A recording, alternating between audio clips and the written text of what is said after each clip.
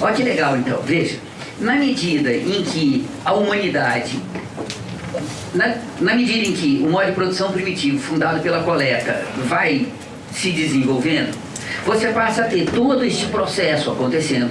E o resultado disso é que chega num determinado momento histórico, há 12 mil anos atrás, que a humanidade descobre a semente, a partir daí descobre a possibilidade da agricultura, a partir daí descobre a necessidade e a possibilidade da pecuária, e surge pela primeira vez uma capacidade de trabalho que excede a necessidade da reprodução imediata do indivíduo que trabalha. Ou seja, se o indivíduo trabalhar tudo que ele pode trabalhar, ele produz mais do que a necessidade imediata dele, portanto ele produz um excedente que de alguma forma pode ser acumulado e aproveitado pela comunidade, pela sociedade a qual ele pertence.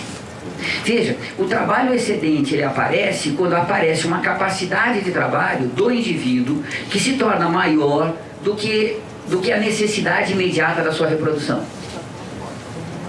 Olha que legal. Por que isso acontece? Por que isso coincide com o aparecimento, com a descoberta da agricultura e da pecuária? Porque com a descoberta da agricultura e da pecuária, pela primeira vez na história humana, a gente é capaz de utilizar as forças da natureza para produzir aquilo que a gente precisa. Veja, a agricultura, melhor dizendo, a reprodução do trigo é um processo absolutamente biológico. Mas quando a gente organiza a reprodução do trigo de tal forma que eu limpo a terra, só planto o trigo, naquela área só vai dar o trigo, aí eu começo a fazer uma seleção natural de qual semente de trigo que produz mais. Veja, eu começo a organizar as forças da natureza para produzir aquilo que a gente precisa. E quando a gente organiza as forças da natureza para produzir o que a gente precisa, a produtividade aumenta uma barbaridade. Então, pela primeira vez, veja, eu tenho uma categoria econômica nova, eu tenho uma nova qualidade da relação do ser humano com a natureza do trabalho que eu não tinha antes. Agora, o indivíduo que trabalha é capaz de produzir mais do que ele necessita, porque esta forma de trabalhar, que você força a natureza, organiza as forças da natureza para produzir o que a gente precisa, possibilita um aumento da produtividade lá em cima. Tranquilo? Todavia, veja, o surgimento do trabalho excedente nesse momento histórico ainda não é capaz de atender a todas as necessidades de todos os indivíduos. Concretamente, você fazia agricultura, significava que você enchia o paiol, você tinha comida, sabe lá eu, por 6, 7, 8 meses, mas durante 3 ou 4 meses por ano você não tinha comida suficiente. Então você tem que voltar a fazer coleta, você vai caçar, você vai pescar, você tem que organizar outras atividades econômicas para complementar, mas o fato de você não precisar sair todos os dias do ano para procurar comida, o fato de você dormir sabendo que você vai comer no dia seguinte, 2/3 do ano, percebe? É um enorme avanço para a humanidade. E o resultado disso é que a vida humana melhora uma barbaridade, a vida humana começa a se tornar cada vez melhor. Por causa disso, por causa desse aumento de produtividade, veja, e por causa desse aumento da produtividade se dá através da agricultura e da pecuária, você tem que abandonar o nomadismo. O nomadismo não é mais necessário e, mais do que isso, passa a ser necessário o sedentarismo. Veja, deixa eu contar para vocês o caso do Oriente Médio, que é o caso que eu pessoalmente mais conheço, mas você tem estudos que eu não conheço, mas existem, de como foi descoberta a agricultura e a pecuária na China, na Índia, no Japão, na América Latina, tem muitos estudos, não é minha área, tá certo? Eu não conheço isso, mas no Oriente Médio a coisa foi muito interessante. Eles começam, veja, primeiro, eles começam a perceber que dá para consumir o trigo, o bravio, desde que você faça pão e faça bolo. Eles começam a fazer pão e bolo antes de fazer agricultura. Você tem fornos em que eles faziam pão e bolo, tá certo? Antes de ter agricultura, mais antigos do que os primeiros sinais de agricultura. Então, você tem um processo migratório que quando você sabe que em tal região o trigo bravio está bom para ser colhido e para fazer pão e bolo, você está lá. E aí você começa a fazer fornos, que são buracos no chão, com argila cozida. Você começa a fazer fornos, porque naquele lugar tem trigo, naquele lugar você vai fazer pão. Depois, quando você vai migrar, você cobre aquilo com palha, etc. Né? No próximo ano você volta, tá certo? Então você aprende a fazer pão e bolo antes de fazer agricultura.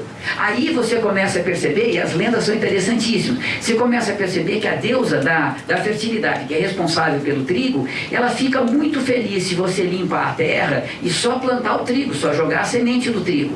E o resultado é que você tem muito mais trigo. A deusa da fertilidade te devolve o trigo que você jogou para ela, ele te devolve multiplicado por 30. E aí eles percebem que a deusa da fertilidade gosta de fato do trigo branco, porque quando você joga o trigo branco e não joga o trigo vermelho, vem muito mais trigo, a produtividade é muito maior. Então você passa a consumir o trigo vermelho e a jogar o trigo branco.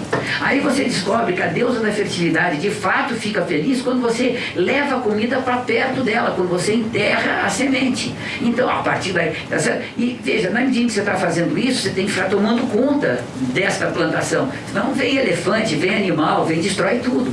Então, você tem que começar a deixar uma parte dos trabalhadores para tomar conta daquilo. Então, você está fazendo a migração, mas você vai deixando uma parte ali. E você vai abastecendo de comida, tá certo? Vai trocando os indivíduos. Cada vez você vai deixando mais gente, mais tempo tomando conta, o nomadismo vai sendo substituído pelo sedentarismo. Tranquilo? Enquanto isso está acontecendo, no mesmo Oriente Médio, na região da Mesopotâmia, está se desenvolvendo uma outra, brincar um pouco, uma outra linhagem de sociedade primitiva, linhagem ruim, tá certo? Uma outra via de desenvolvimento da sociedade primitiva, que é a caça de grandes animais. Nesse momento histórico, pessoal, a caça dos grandes animais é o que mais traz fartura, é a abundância da abundância da abundância. Veja, uma tribo, um bando, que é capaz de matar, sabe lá eu, um hipopótamo, né, um rinoceronte, um elefante a cada 15 dias. Você tem uma quantidade de gordura, de comida, de sangue, de tutano de osso, tá certo? Uma quantidade de comida, uma coisa fenomenal. Então, se você vive numa região que você tem uma migração de grandes animais e você pode fazer a caça dos grandes animais, essas sim eram as tribos, tá certo? Verdadeiramente felizadas, tá certo? Que viviam numa abundância. E para fazer a caça dos grandes animais, veja, caçar, imagina matar um elefante, matar um rinoceronte com arco e flecha, porrete, lança, tá certo? Era um feito, tá certo? Não era uma coisa simples. E como as tribos que faziam caça de animais sobreviveram na África, de grandes animais sobreviveram na África até bem entrada a década de 1950, isso foi muito estudado pelos antropólogos. Então a gente tem vários estudos de caso de como se matavam os grandes animais. E a coisa é impressionante. Você tem que montar um processo em que você vai, primeiro, se o animal vive numa manada, você tem que separar o animal da manada, o que já é um problema. Depois que você separou o animal da manada, você tem que fustigar o animal durante dias seguidos. Você não pode deixar ele comer, não pode deixar ele beber água, você não pode deixar, você tem que fazer ele sangrar permanentemente, até que ele, de fraqueza, ele cai. Aí que você vai matar o animal. Mas quando ele cai e ele está morrendo, você vai matar o animal, se você não cercar esse animal com tudo que você pode, com gente fazendo barulho, fogueira, etc., vem hiena, vem leão, vem e devora e toma de você a caça.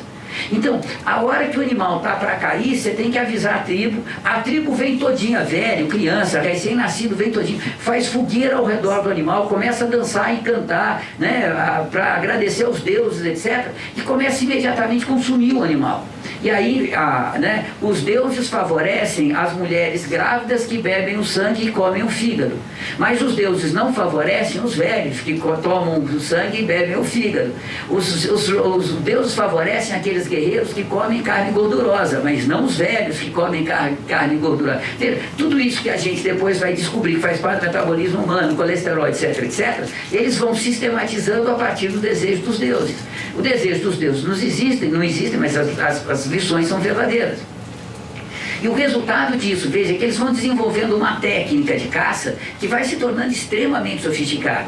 Então sai a primeira equipe de caçadores que vai pegar o animal que está descansado, que você tem que separar do banco. Então tem que ser a equipe mais veloz, normalmente a equipe mais jovem, mais forte. Depois essa equipe, 6, 7 horas depois, está exausta, não consegue mais. Vem uma outra equipe que substitui ela, que continua o fustigamento. 6, 7 horas depois vem uma outra equipe. Você tem que ter todo um processo de coordenação, de divisão do trabalho que é extremamente sofisticado. E depois que você mata o animal, você tem que preparar a carne, você tem que preparar, que também é um processo muito sofisticado. Então você prepara o couro, você salga a carne algumas vezes, você faz a carne de sol, outras vezes. Você tem um processo, você pega, por exemplo, o fêmur, que tem muito tutano, você pega o fêmur, torra numa fogueira, torra mesmo. Então o tutano dentro ferve, esteriliza, a gordura exterior ao osso vira um carvão que fecha aquilo hermeticamente fechado. Veja, esse tutano dura meses. Então, se lá na frente você quer fazer uma festividade, ou por acaso você numa semana não consegue o que você queria de comida, etc., você tem uma pilha de fêmur de elefante, de rinoceronte, que você pode quebrar, tem tutano que não a quebra mais. Veja, nesse momento histórico, eram as tribos ricas, tá certo? Que viviam na abundância, era a caçadora de grandes animais.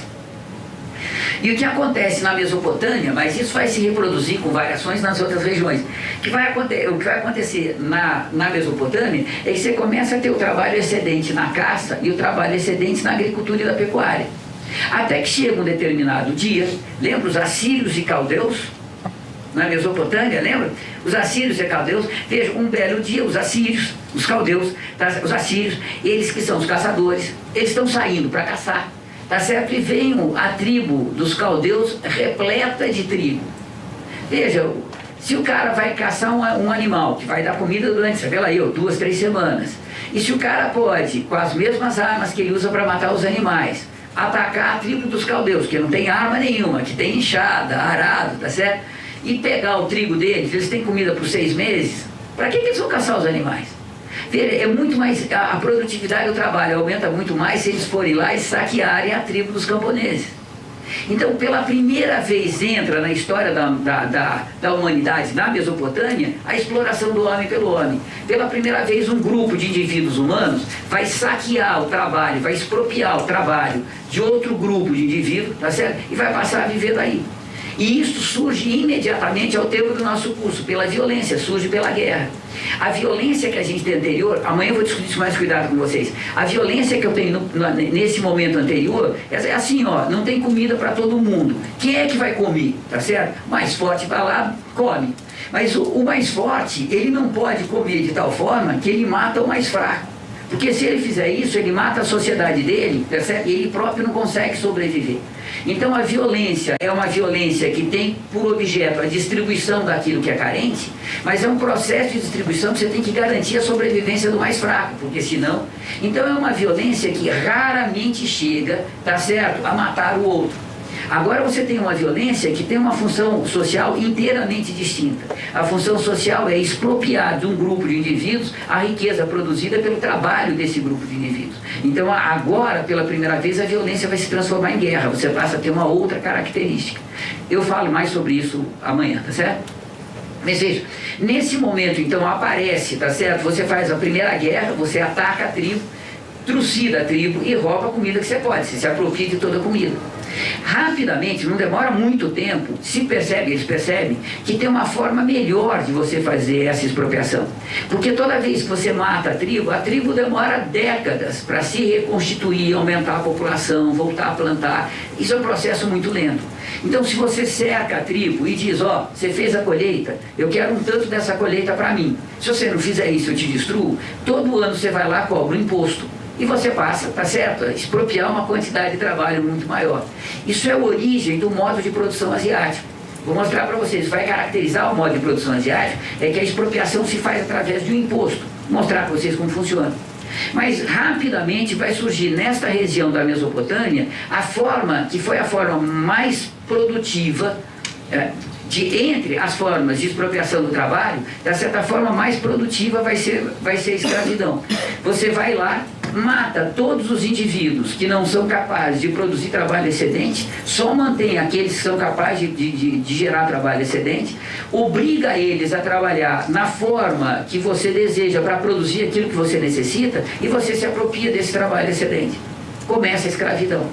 Então veja, nesse processo eu vou ter a transição da sociedade primitiva para a sociedade de classes. E o que vai caracterizar a sociedade de classes é que a sociedade de classes só pode se reproduzir agora pela aplicação cotidiana da violência, e essa aplicação tem que ser organizada, tem que ser a mais barata possível para a classe dominante, portanto tem que ser a mais eficiente. E para fazer isso, você vai ter o surgimento de todo um enorme número de complexos sociais que não existiam antes. Os mais importantes são o Estado e a família monogâmica. que é a família patriarcal, né? A monogamia sempre foi para a mulher, nunca foi para o homem. Eu vou mostrar isso para vocês já. Tranquilo? Mas, ainda esse aparato para exercer a violência não assume aquela forma regular, etc. Ou seja, você não... Porque uma das coisas, a gente no grupo a gente estudou o Estado da Revolução. E aí uma das coisas que o Lenin coloca é em relação à existência de um aparato organizado. Isso. Mas um debate que a gente entrou é de que a conformação do Estado no capitalismo assume o formato, uma forma específica, de que esse aparato ele se converte em destacamento armado regular. Ou não, ou seja... Não, mas você tinha isso em Roma, você tinha isso no feudalismo também. As forças armadas, as forças públicas, as forças do exército, etc., você tinha lá também. Então, acho que se confundiu. É claro que tem diferença. O Estado burguês não é exatamente o Estado absolutista feudal, que não é exatamente o Estado feudal, que não é exatamente o Estado escravista. E o Estado em Roma não é a mesma coisa que o Estado em Atenas, por exemplo. Tem diferenças, tá certo? Mas são diferenças de forma, a essência é a mesma. Enquanto o aparato armado, destacamento de homens armados. E aí mais o direito e mais a burocracia, lembra? Isso compõe o Estado. Avanço? Vou lá? Então veja, quando a gente chega na sociedade de classe, então daqui ó, você tem a exploração. Ih, esse verde é horrível, né? Vocês me enxergam lá, me enxergam? Não, né? Tá. Veja, então, aqui surge a exploração do homem pelo homem. E daqui surge diretamente as classes sociais.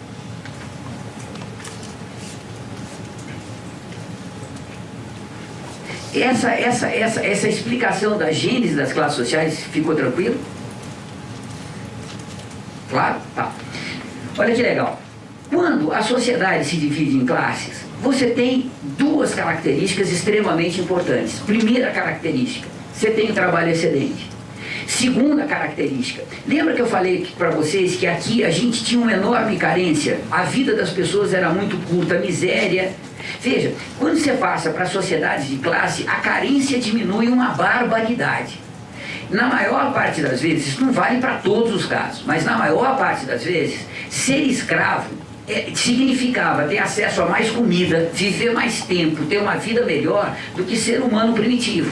Claro que tem exceções, você tem sociedades no final do período primitivo que os indivíduos viviam muito melhor do que os escravos. Mas se você pegar o tempo, a expectativa de vida ao nascer de um ser humano primitivo no início deste processo e a expectativa de vida de um escravo em Roma, por exemplo, na maior parte das vezes a vida do escravo era muito melhor do que a vida desse cara aqui, tá certo? A carência era muito menor. Mas aqui ainda, olha, se mantém a carência, apesar de ter o trabalho excedente, então se mantém a carência, porque o trabalho excedente ainda não é grande o suficiente, não é um montante o suficiente para atender as necessidades de todos os indivíduos da sociedade. Então você mantém a carência junto com o trabalho excedente. Claro que é uma carência muito menor, mas a carência se mantém. A carência só vai terminar com a Revolução Industrial, lá em 1776, 1830, aqui na esquina, tá certo? Quando a gente vai chegando de Kant para Hegel, David e Ricardo, ali, tá certo? É que vai terminar a carência, que a gente passa para a abundância, a gente chega lá. Veja, nessas circunstâncias históricas, vocês lembram aquela explicação que eu dei para vocês antes, por que a sociedade de classes predomina sobre a sociedade igualitária? Lembra? Que como a sociedade de classe concentra a riqueza na classe dominante, você tem muito mais condições de investir no desenvolvimento das forças produtivas do que numa sociedade igualitária que distribui igualmente todo o produzido e, portanto, como tem carência, consome todo o produzido. Se você consome todo o produzido, se todo ano você começa com paiol zero, não sobra para desenvolver as forças produtivas. Mas se você concentra a riqueza na classe dominante, deixa os trabalhadores na miséria. Se concentra a riqueza nas classes dominantes, sobra para a classe dominante investir no desenvolvimento da sua propriedade privada. O que, em parte, é o desenvolvimento de estradas, de portos, tá certo? De navio, sabe lá eu, da produção, e isso significa o desenvolvimento das forças produtivas. Então, a sociedade de classe, ela vai desenvolver as forças produtivas muito mais rapidamente, muito mais eficiente do que uma sociedade igualitária. Por que eu não tinha sociedade de classe antes, quando eu tinha a coleta? Porque aqui eu não tenho trabalho excedente, ó. Só quando aparece o trabalho excedente é que a possibilidade da exploração do homem pelo homem de fato acontece. E só a partir daí pode surgir a sociedade de classes. Então, veja, a transformação do trabalho que sai da coleta para a agricultura e para a pecuária, para a caça de grandes animais, essa transformação é que possibilita que surja a sociedade de classes. Tranquilo? E as sociedades de classe vão ser o modo de produção asiático, o escravismo, o feudalismo e o capitalismo. Que eu vou abordar cada um para vocês do modo como o Cax aborda na reprodução. Avanço? Veja, o que eu vou ter na sociedade de classes? Na sociedade de classes eu vou ter uma sociedade que a forma básica de reprodução, a forma universal da reprodução, portanto que vai estar presente em todas as sociedades de classe, mas em cada uma com mediações específicas, e a gente vai tratar dessas mediações específicas em seguida. A forma universal vai ser assim: você tem uma classe dominante,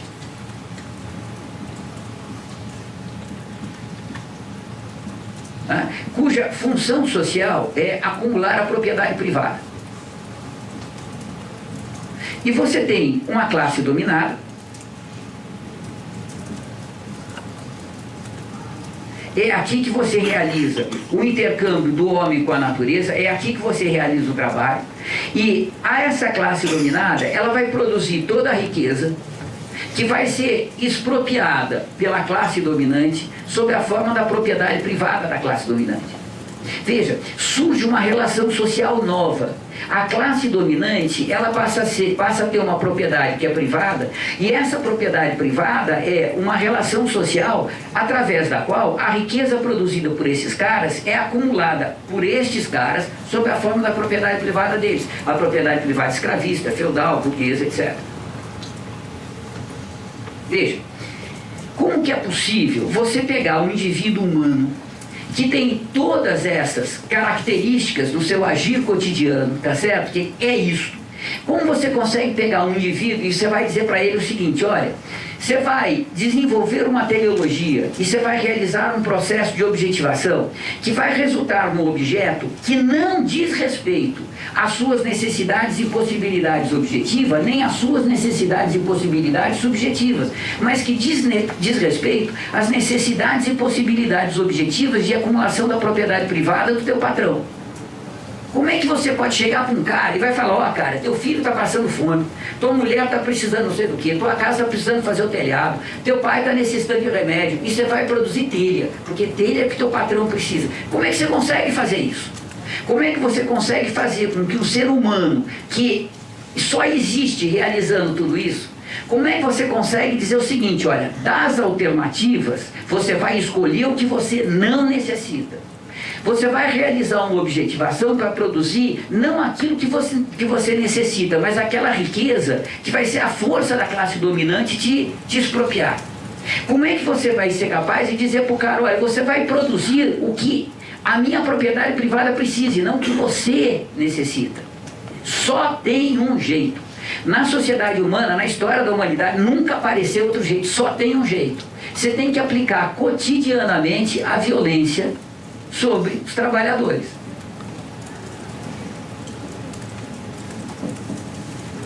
Não tem outra saída. Eu estou sublinhando a questão da violência porque é o tema da gente, tá certo? Mas não tem outra saída. Olha que coisa legal. Ó, quando se trata de classe dominante e classe dominada, o poder econômico da classe dominante implica necessariamente que você tem que concentrar a riqueza. A classe dominante não pode ser maioria na sociedade, porque se ela for maioria, você dissolve o poder econômico e com isso a classe dominante tem menos poder econômico concentrado nela, percebe? Isso se dissolve entre os indivíduos. Então, para você de fato ter o poder econômico, você precisa concentrar esse poder numa quantidade de indivíduos relativamente pequenos. Veja, em Roma, você tem 756 escravos para cada senhor de escravo. 1 para 756. A proporção de indivíduos da classe dominante em relação à totalidade de indivíduos na sociedade é sempre muito pequeno. E quando se trata de violência, número conta. 756 contra 1, por mais que este 1 seja armado, preparado, não tem a menor chance. Então veja, é necessário você realizar uma forma de organização social que possibilite que esta inferioridade numérica seja compensada com vantagem através do poderio econômico. E a única forma que você tem de fazer isso é criando o exército, que depois vai virar polícia também.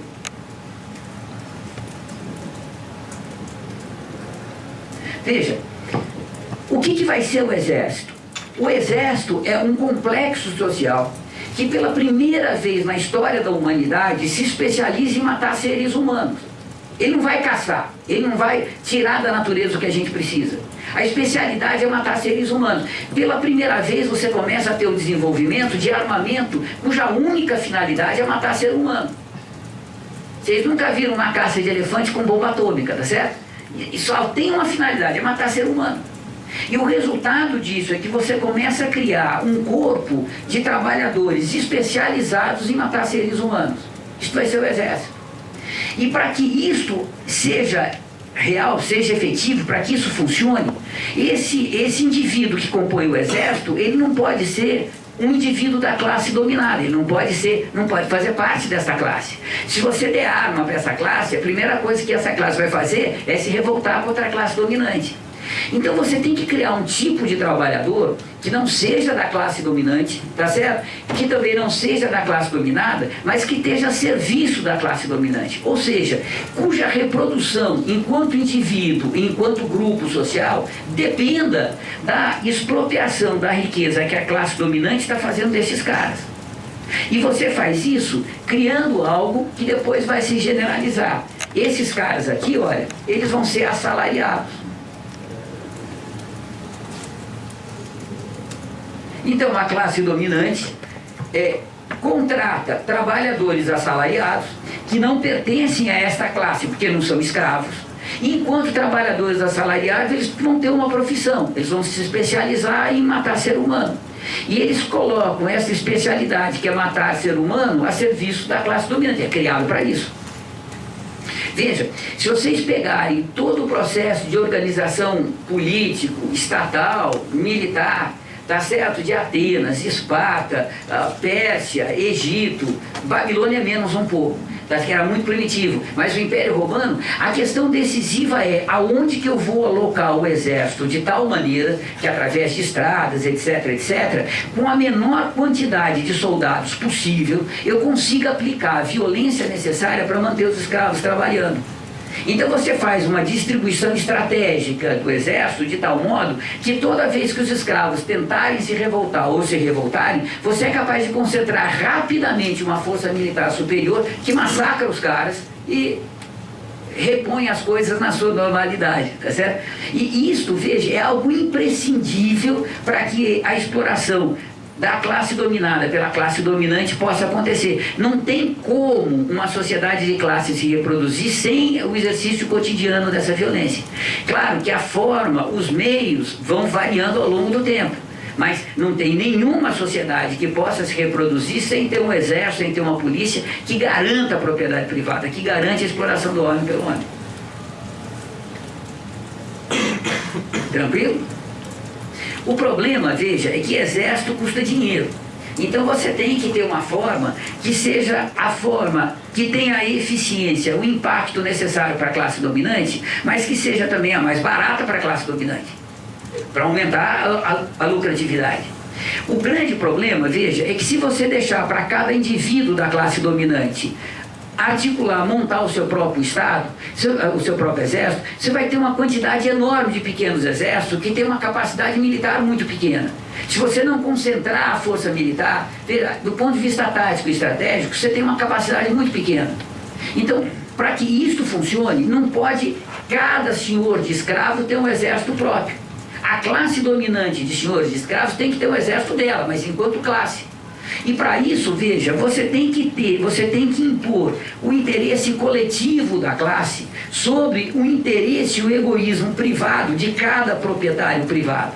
Você tem que criar uma regra geral, você tem que criar uma lei geral que diz, olha, o interesse coletivo é os proprietários, os indivíduos da classe dominante têm que pagar um imposto anual de X, que é necessário para manter o exército que a gente necessita. E o indivíduo espertinho que quiser ter o exército com os outros pagando por ele, porque ele não vai pagar, bom, aí o exército vai lá, tá certo, e obriga ele a pagar esse imposto. Para que isto funcione, você tem que ter um conjunto de regras escritas e você tem que ter um conjunto de especialistas assalariados, cuja profissão vai ser gerar, produzir e administrar essas regras. Este corpo de indivíduos vai compor um complexo que se chama direito. Isso vocês conhecem melhor do que eu. Lembra toda a discussão do Kelsen entre a lei geral e o caso particular, o caso singular? É legal para dedéu, né? O Lukács, que fez direito, faz uma discussão super legal na reprodução sobre isso. Avanço?